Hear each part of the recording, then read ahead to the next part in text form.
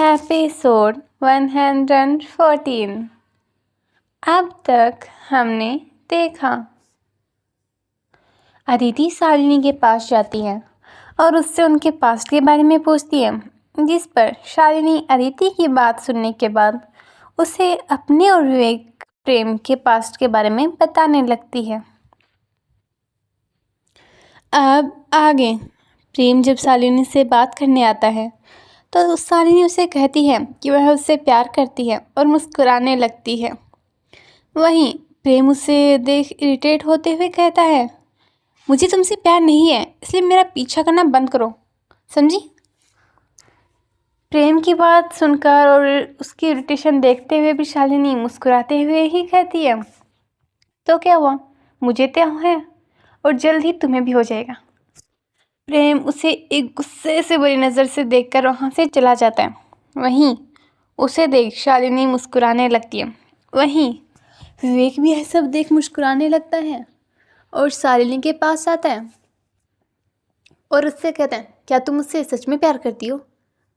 विवेक की बात सुनकर शालिनी मुस्कुराकर कहती है, हाँ, लेकिन क्या फ़ायदा, वो तो मेरी तरफ देखता तक नहीं है।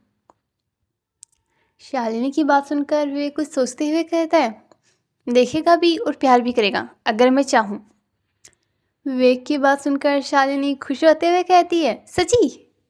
जिस पर विवेक अपनी गर्दन हाँ में हिला देता है, जिसे देख शालिनी कहती है, तो क्या तुम मेरी हेल्प करोगे। शालिनी की बात का जवाब देते हुए विवेक कहते हैं, हाँ क्यों नहीं, मैं भी चाहता हूँ उसकी लाइफ में तुम्हारी तरह कोई प्यारी सी लड़की आ जाए। फिर अपना हाथ आगे बढ़ाते हैं तो फ्रेंड्स। जिस पर शालिनी भी मुस्कुराकर उससे हाथ मिलाते हुए कहती है, फ्रेंड्स। दोनों इस बात पर खुश हो जाते हैं, जिसके बाद विवेक प्रेम के पास चला जाता है और ऐसे ही आज का दिन निकल जाता है। अगले दिन जब प्रेम और विवेक कैंटीन में बैठे होते हैं तो शालिनी भी उनके पास आकर बैठ जाती है, जिस पर प्रेम को अच्छा नहीं लगता तो विवेक उसे बताता है कि यह उसकी दोस्त है और आज से उनके साथ रहेंगी। जिस पर प्रेम उसे मना करता है, लेकिन विवेक नहीं मानता, जिस वजह से उसे उनकी टीम में शामिल करना पड़ता है। और ऐसे ही टाइम निकल जाता है। धीरे धीरे शालिनी और प्रेम का रिश्ता भी अच्छा हो गया। और ऐसे में एक बार जब शालिनी ने दोबारा प्रेम को प्रपोज़ किया तो प्रेम ने उसे इस बार मना नहीं किया, क्योंकि इस टाइम में उसे भी शालिनी अच्छी लगने लगी थी। और ऐसे ही उनके एग्ज़ाम भी लग गए और अब विवेक और प्रेम का फाइनल ईयर था और शालिनी का सेकेंड ईयर। ऐसे में एक बार फिर कॉलेज में न्यू स्टूडेंट आए।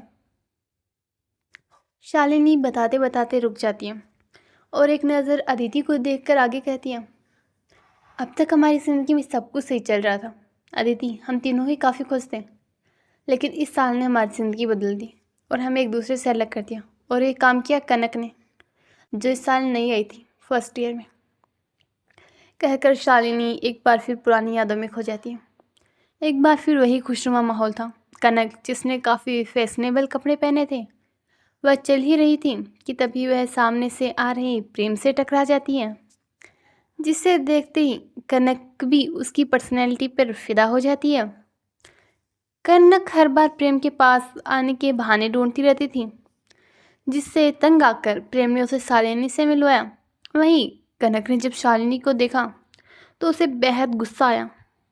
उसे बहुत बुरा लग रहा था यह सोचकर कि शालिनी जैसी लड़की से प्रेम प्यार करता है, क्योंकि वह काफ़ी सिंपल रहा करती थी और इसलिए उसने सोच लिया कि वह उन दोनों को अलग भी करेगी, जिसके लिए उसने कई बार कोशिश भी की, लेकिन उसकी चाल कभी कामयाब नहीं हुई।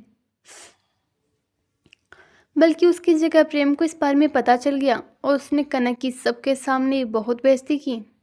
वहीं विवेक और शालिनी ने भी इसमें उनका पूरा साथ दिया, जिसको कनक ने अपने दिल पर ले लिया और उसने डिसाइड किया कि वह इसका बदला ज़रूर लेगी। और ऐसे ही उसने अपने दिमाग में गंदा प्लान बनाया और उसने उस पर काम करने की ठान ली।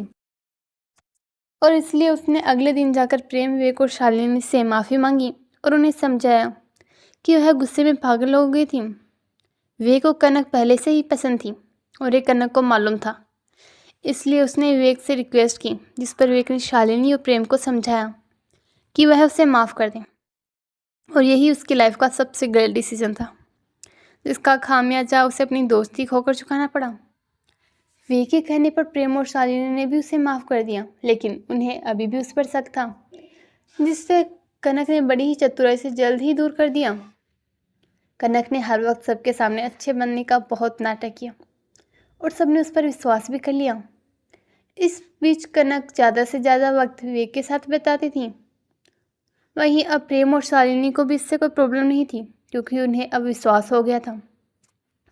और ऐसे में एक बार विवेक ने कनक को प्रपोज कर दिया, जिसे कनक ने एक्सेप्ट भी कर लिया, क्योंकि उसे तो यही चाहिए था अपने प्लान को अंजाम देने के लिए।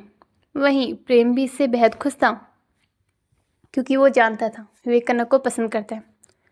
ऐसे में धीरे धीरे कनक ने प्रेम और विवेक में फूट डालनी शुरू कर दी।